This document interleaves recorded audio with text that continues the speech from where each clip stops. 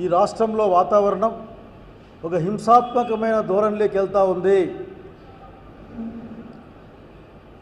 అసాంఘిక చర్యల యొక్క వాతావరణం ఈ రాష్ట్రంలో అక్కడక్కడ కనపడతా ఉంది, ప్రస్ఫుటంగా బయటకు వస్తూ ఉంది.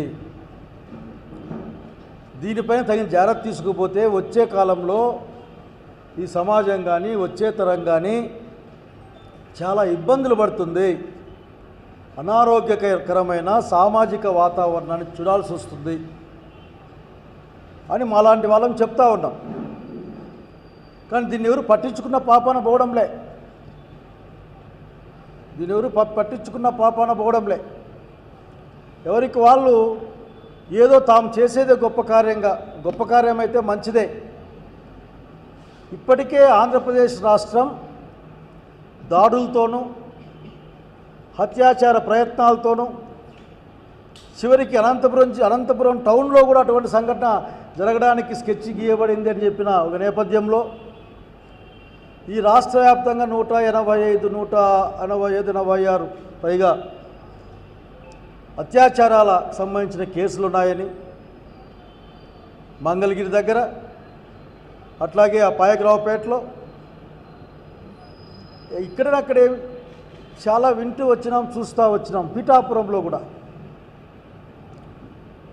చివరికి ఆ సంఘటన ఒకసారి నేను కొద్దిగా మానవీయ కోణం నుంచి బాధ్యతాయుతంగా ఆలోచించమని కోరుతా ఉన్నా. చాలా చిన్నగా కనిపిస్తూ ఉంది.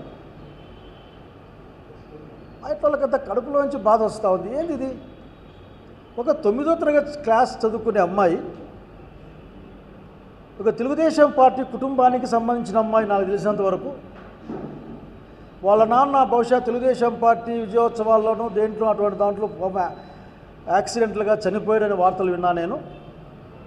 వాళ్ళ అమ్మగారికి కూడా అంత సరిగా మానసిక స్థితి ఉండదని చెప్తా ఉన్నారు.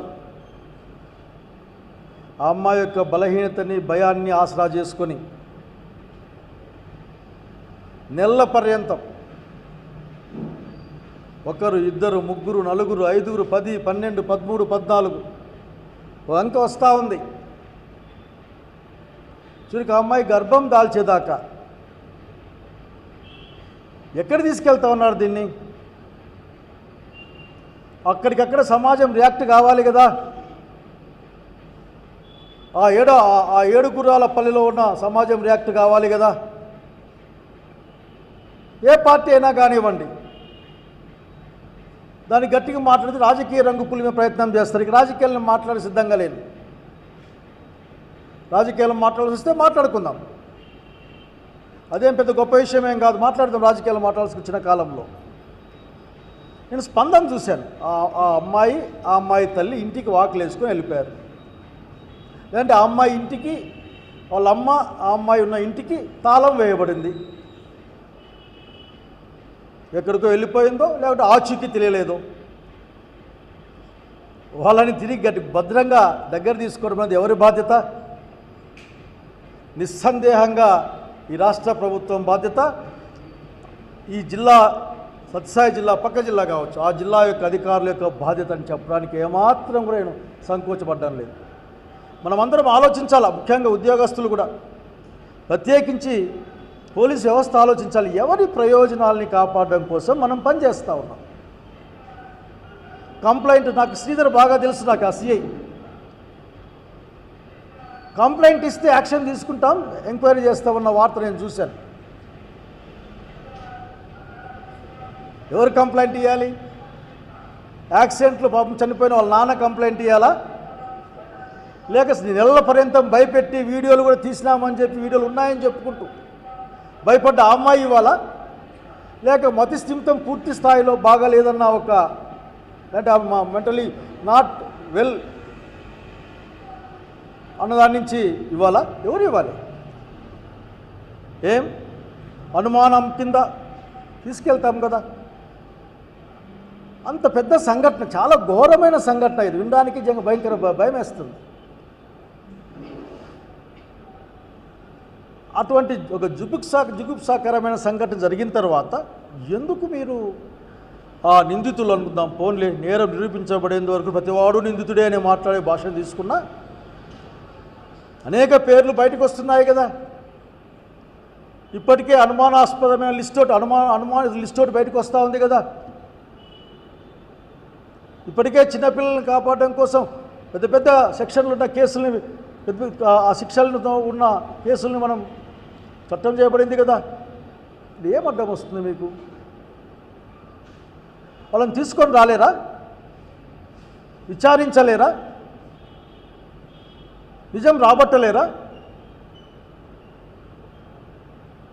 దీనికి ప్రత్యేక బృందాలు ఏర్పాటు చేశాం. ఇంటికి వెళ్ళారు. ఇంటికి వెళ్ళిన తర్వాత అక్కడ దానికి ప్రత్యేక బృందాలు ఎందుకు? ఆ ఊర్లో ఎవరికి ఫోన్ చేసి చెప్తారు వాళ్ళ ఇంటికి వాక్యాన్ని వేసినారని చెప్పరా? దాంట్లో ఈరోజు వచ్చిన వార్త నేను చూశాను. ఆ వార్తలో ఉంది ఒక రౌడీ షీటర్గా ఉన్న అబ్బాయి కూడా దాంట్లో ఇన్వాల్వ్మెంట్ ఉందో, లేక అబ్బాయి రక్షణలో ఉన్నారనో. ఏంటిది? మీ కంప్లైంట్ కావాలదా? మా సత్యసాయి జిల్లా యూనిట్తో మాట్లాడి, వైసీపీ యూనిట్తో మాట్లాడి రేపే మా పిల్లకాయలు పోయి కంప్లైంట్ ఇస్తారు. కావాల్సిన చోటు కంప్లైంట్ ఇస్తారు. అంత దూరం తెచ్చుకోవాలా మీరు దాన్ని ఏమైనా?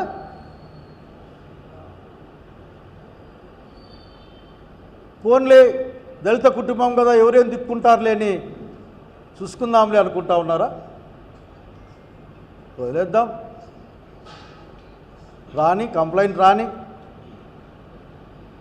లేక సర్దలేమా అనుకుంటా ఉన్నారా? రాజకీయమైన ప్రయోజనాలని అనే మాట వాడడానికి నాకు ఇష్టం లేదు, కానీ పొలిటికలీ మోటివేటెడ్ ఇష్యూస్కి అయితే డీల్ చేస్తూ ఉన్నారు కదా గౌరవ పెద్దలంతా. ఎవరెక్కడికి పోవాలో నిర్ణయిస్తారు, ఎక్కడికి పోకూడదో నిర్ణయిస్తారు, లేక నడవాలో వద్దో నిర్ణయిస్తారు, ఎక్కడ పడుకోవాలో నిర్ణయిస్తారు. మరి ఇంత పటిష్టమైన నిర్ణయించే శక్తి మీ దగ్గర ఉన్నప్పుడు అంత పెద్ద సంఘటన జరిగితే దానిపైన కనీసం అసలు దీన్ని సుమోటోగా తీసుకున్నాం. మా డిపార్ట్మెంట్ దీనిపైన ప్రత్యేకంగా ముందుకెళ్తూ ఉన్నాం. ఇదిగో ఈ రోజుకి ఇప్పటికే మీరు ఇన్న సంఘటన చాలా నాకు గుర్తుంది. కొన్ని సోషల్ మీడియా పిల్లకాయల కేసుల్లో వాళ్ళ పేరెంట్స్ని తెచ్చిపెట్టుకున్నారు కదా దగ్గర, వాళ్ళ అమ్మా నాయన తెచ్చి కూర్చోబెట్టుకున్నారు కదా. మీ పిల్లగాన్ని పట్టిస్తే తప్ప లాభం లేదని నిజంగా మిమ్మల్ని ఆలోచించమని కోరుతా ఉన్నాను. నాకెవటి తిట్టడానికి కూడా మనసు రావడంలే. ఒక నిస్సహాయమైన పరిస్థితి కనిపిస్తుంది నా ముందర. నాకు